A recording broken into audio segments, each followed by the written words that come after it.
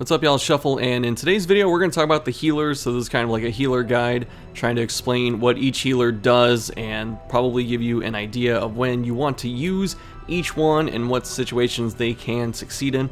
So if you're ready to listen to that, then stay tuned. Before we get started, we always have to plug all of the stuff, so make sure if you enjoy the video, give it a thumbs up, leave your thoughts down below in the comments, and then check out the description box below for all the cool stuff like Discord, Twitter, Twitch, and Patreon. I'm getting better at this. Before we actually start talking about healers, we do need to talk about healing received and healing skills output. So these are two things that are kind of like different sides of the same stat buff. So with healing, you can only cap it at 100%. You cannot go past 100% bonus healing. You can never do more than double bonus healing, you know, outside of crits and stuff. So stacking healing skills output up to like 80, and then stacking healing received with like, you know, recovery charm, so that's another plus 40. So you would, like, on paper have plus 120% healing. You actually only get 100% of that. You don't get the other 20. So keep that in mind before you go flooding healing trinkets on these people and trying to give them, you know, plus 80% healing. Usually plus 15 from Chirurgeons is enough for most characters. Or if you have plus 33% from various trinkets like Sacred Scroll or Commander's Orders, for instance, Medic Screeves, there are a lot of things out there that give you a good amount of bonus healing, and usually you don't need more than that. So if you do want to run healers, there are only a couple situations in the game where you need double healing trinkets. Usually having one healing trinket and then one other trinket for utility or something else that helps the team is advised. Alright, so for the healers, if you want to be technical, there are 7 of them if we don't include Musketeer because she's an overlap of Arbalest. And we're going to start in alphabetical order because why the heck not? Who knows how to actually do a proper list like this? Certainly not me. Starting off with Antiquarian, she is a healer that can only heal in the back, so that's ranks 3 and 4, so if she goes up front, she cannot do anything about the healing, although she can get herself backwards with Get Down, and that's okay. It's a decent move, but usually don't run that kind of thing. So since she can only heal in the back, that limits her a bit in terms of party, much like Vestal, but she has other stuff that's interesting that goes along with her. So she has a very weak heal, so if you're looking for just raw healing output from this character, it is not there. The only way you can actually get a respectable heal is if you have a trinket for it. So having either her Master's Essence or Candle of Life, I think it's called, or even a neutral healing trinket will boost her healing up considerably and give her a couple extra points so that way she can help and make it a decent heal. And she also gets a Bleed and Blight Resist buff on top of it. I don't know why she gets a buff, and I don't know why the buff is so weak. I wish it went up to like 20%, so stacking would be pretty cool. But they made it what it is, and it is not that strong. If you're looking into stacking a bunch of healing skills on Antiquarian, either with Hippocratic or her trinkets, keep in mind the 100% cap for healing. And if you do stack it up enough, honestly, you really just need one trinket. You just need Master's Essence or the Candle of Life in most cases, because at max level that takes her heal of 3 points from 3 to 5, and that's okay. That's a decent enough heal. And if you run both the Candle and like the Master's Essence to give her maximum 100% healing skills, it only takes the points from, or the point value from 5 to 6, so that's only a very small increase because of how the game rounds numbers with skill increases for some, you know, weird reason, or I guess it's a mathematical reason. But the healing from 3 to 5 with 50% is 2 points, and then the healing from 5 to 6 with another 50% is just 1 point.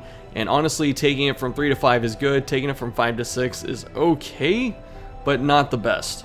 Antiquarian does a better job as a quote healer by mitigating the damage that your party's taking, either through Protect Me, the Dodge Vapors, or Flash Powder. This way the enemy is likely missing you instead of doing damage to you, and damage prevention / mitigation is much better than healing output in this game. Next up is Arbalest / Musketeer. Musketeer is a reskin copy of Arbalest, so that's why their skills look almost identical. Besides the names, they have the same effects. So with Arbalest, she is actually a great healer. I think she's one of the best out there. She's one of my favorites, and that's because she gets access to Medic Screeves very early. They're just a green trinket with strong healing output, and then also whenever she heals a target, she puts a healing received buff on top of them, and that is a very good buff to have because you can target who's going to have the buff for, you know, some limited amount of time. This helps other heals that stack on top of that character either through Arbalest, a self-heal, or Reclaim restoration effects are boosted by healing received, but something else that's very cool about healing received is it boosts healing from food.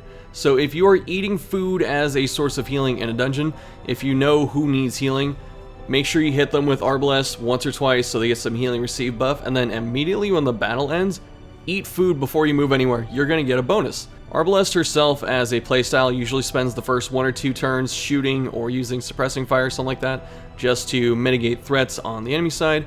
She is then healing for turns 3, 4, and 5. That's usually the pace of most battles if your team is a well-oiled machine. And then she's a healer that is position dependent, so she has to be in ranks 3 or 4 to use Battlefield Bandage, but she's incredibly durable as a healer. She has one of the highest HP totals in the game. She has more than Vestal, she has more than most of the mid-range characters, so the only people that have more than her are, I believe, Man-at-Arms, Crusader, and Leper.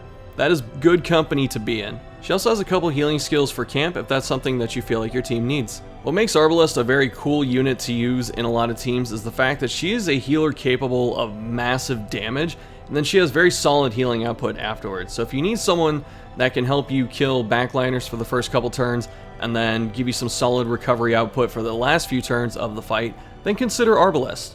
Crusader is an interesting healer because most of the time you see Crusader as some kind of healer and you're probably just scratching your head like, what do you mean this guy's, a bruiser? But Crusader is actually more of a support unit who can do some okay damage if he needs to, especially with Holy Lance hitting those backliners. So much like Arbalest, he can do some solid damage if you need him to. But with Crusader, what's important to know is that he has a power curve for his healing. His healing in the apprentice levels, so 0 to 2, is kind of weak, even with trinkets, just because of the values of his heals and the way they scale with his trinkets. But once you get him into veteran, he can actually heal by himself somewhat reliably if you can give him a couple healing trinkets. And then in champion, this dude is more than capable of being the solo healer for your team, just because he can have a good enough base healing on battle heal that he's able to get it up to almost Vestal single target heal levels, although if Vestal's stacking more healing trinkets, she's going to do more. But if you're looking at Vestal with 1 healing trinket and then Crusader with 2, Crusader's going to put out almost similar numbers, and then he has stress heal on top of it, and he is a way more durable unit than Vestal. So Crusader is pretty cool for that fact, and like I said, he gets way better later as a healer than he is early. But if you are in late game and you have some of Crusader's healing trinkets and you're kind of looking for new teams to run, or if you have to have extra healers for a fight that you're going into, or maybe your best healers are in the Sanitarium or the Abbey, for instance, then consider Crusader. He will fit into most teams. He doesn't need a lot of help. He can heal from anywhere. That's one of his greatest strengths, is the fact that unlike Arbalest, Antiquarian, Vestal, Plague Doctor, and I forget who else is in this healing list here, that he can heal from anywhere on the field. That is really good because there are some fights in the game that mess up your positioning pretty heavily, and that makes taking characters like Vestal and whoever else that we were just talking about, Arbalest, for instance, it makes taking them a bigger risk. But Crusader is someone who can just sit on the field, get moved around, he can get hit 2 or 3 times, and he's still over half HP, and then he can heal from anywhere. He's great at it. So if you're high level, or even veteran, and you have a couple healing trinkets, Crusader can probably fit into one of your teams. Flagellant is who we're going to talk about next, and he's very interesting as a healer because when you first see him, he can yo-yo his HP with a couple of his low health skills like Exsanguinate and Redeem. He has some really solid bleed damage from Punish and Rain of Sorrows, and he's got some weird support utility moves like Endure and Suffer, which most people probably just don't touch because the other buttons are much easier to understand and more straightforward to use. But he has probably the best heal in the game that is not Vestal's AoE heal, and that is Reclaim. Reclaim is a restoration effect. It is a very strong heal over time. It's one of the, I think it's the only base game heal over time effect out there. They added it specifically for this character, and it does a lot of work. So I'll talk about how it affects Flagellant and stuff in a sec, but there are a couple important things to note. The first is that Reclaim, the heal over time effect, is not boosted by healing skills. So any trinket that gives you plus healing skills, so like Junia's Head or Chirurgeon's Charm, and I think Flagellant has one green collar that boosts healing skills, this does not boost Reclaim. It boosts Exsanguinates and redeems heals. It's pretty good for those if you need some extra healing output from them. But for the most part, if you're going to be healing with Flagellant, either you just don't care about the healing output on the unit by boosting it, unless you have something like Arbalest or a recovery charm. Instead, you have to be looking for that exact buff. You need healing received. That is the only thing that boosts the effective value of Reclaim. So those couple things that we just talked about, Guardian Shield for Man-at-Arms, that's why they're such a great pair, is Man-at-Arms can sit in the back and you can just dump Reclaim on top of him over and over and he's not going to die because of it. The other important thing about Reclaim that's really cool is if you stack it up, it will count both, like however many stacks you have, if it ticks at the same time, it will consider them together. So if you have max level where it's 4 points for 3 rounds of healing and you cast it a second time, then that unit is going to get 8 HP on the next turn. The other cool part is that since single target heals have a just base flat 12% crit rate that you cannot modify, every time Reclaim ticks one time, it's a 12% chance to get a crit heal. This is pretty nice because it's less effective healing, as if Vestal's single target heal, for instance, got a crit because it's just, you know, one thing. It's basically like 1/3 of the heal getting the bonus, but you're getting 3 chances at a crit heal every time you cast Reclaim, and that lowers stress. So that is really nice to be able to do, is sometimes even if someone's not taking a lot of damage, you can just stack up Reclaim, and then it can get a couple crits, and then you heal, you know, 4 or 8 stress, whatever happens. It's really nice. The other thing with Reclaim is it is a very versatile move, so even though it just does healing, you can use it proactively. So if you know someone's going to take a lot of damage, like someone on your team got marked, that you didn't want them to get marked and the enemy has mark synergy, then you can just drop Reclaim. If you have Man-at-Arms guarding someone, you can drop Reclaim before he even gets hit. And the other really cool interaction with Reclaim is that if someone has a damage over time effect, so if they have bleed or blight on top of them, and then you give them Reclaim, it's going to calculate Reclaim first. So if they get knocked down to Death's Door with, you know, a 2-point blight on them, and you give them Reclaim for, you know, at low levels it's 2 points of healing per tick. So they're at 2 points of blight, they're at 0 HP, you put Reclaim on them before their next turn comes up, and then what you're going to see is, I can't really find footage off the top, but I've done this a few times on stream, is that you'll see someone at low or 0 HP, and then you won't see their HP go up at all. You'll just see like the Reclaim and the blight tick go off, and they're still at 0 and it says Death's Door again, but that's because they like went back up and went back down. So what happens is Reclaim counts first. So when it calculates all the damage, it gives them the Reclaim healing first, so they get off of Death's Door, and then the damage over time effect will put them right back on Death's Door immediately. This sounds a bit scary because they're hitting Death's Door again, but think of the alternative. Instead of just dying outright because they have a blight on top of them at 0 HP, they're actually surviving, so it's really powerful because of that. If you're not trying to yo-yo Flagellant's HP by getting him low and then bringing him back up with his own self-healing, that's completely fine. All you have to do is stack a ton of bleed resist on top of Flagellant, and that way he can resist Reclaim's bleed effect. So if you just want to mindlessly spam Reclaim every single turn in between hitting punish and stuff, then just stack his bleed resist with either a blood charm, the fortifying garlic, or the flesh heart if you are at endgame. Any of those will get him high enough to where Reclaim isn't a huge deal, but also keep in mind that anything that boosts bleed chance will boost the chance for Reclaim to bleed him as well. So you have Reclaim, you have Redeem. Flagellant is another healer that's like Crusader, where he can heal from anywhere. So if you need to put him in the back to spam Reclaim, you can do so and he can do nothing else. And then when he gets low enough, he can just hit Redeem. It's kind of weird to call Occultist a healer just because the heal is very unreliable.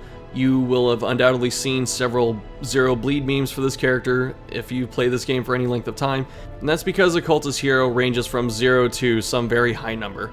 You have a very small chance of hitting 0, you also have a very small chance of hitting something incredibly high.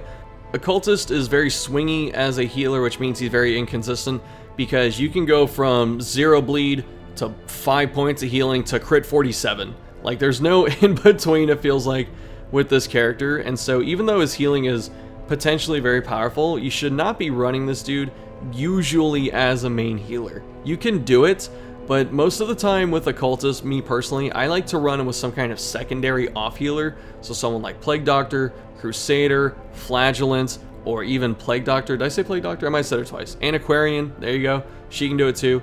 So there are a lot of choices to run with Occultist that doesn't have to be Vestal. That's usually healing overkill. And the reason you want to run a secondary healer with Occultist is because he can roll 0. You don't want him to roll 0 and get someone killed. This is why you're never trying to heal with this dude at death's door. Sometimes you will have to. Sometimes someone's just going to get crit for half their HP and they're going to be on death's door and Occultist is going to have to save them. But there is going to be one time where he's going to hit 0 or he's going to bleed them and you're going to get upset. So do not heal with this dude when they're low. You should be trying to heal with Occultist when they're at about half HP.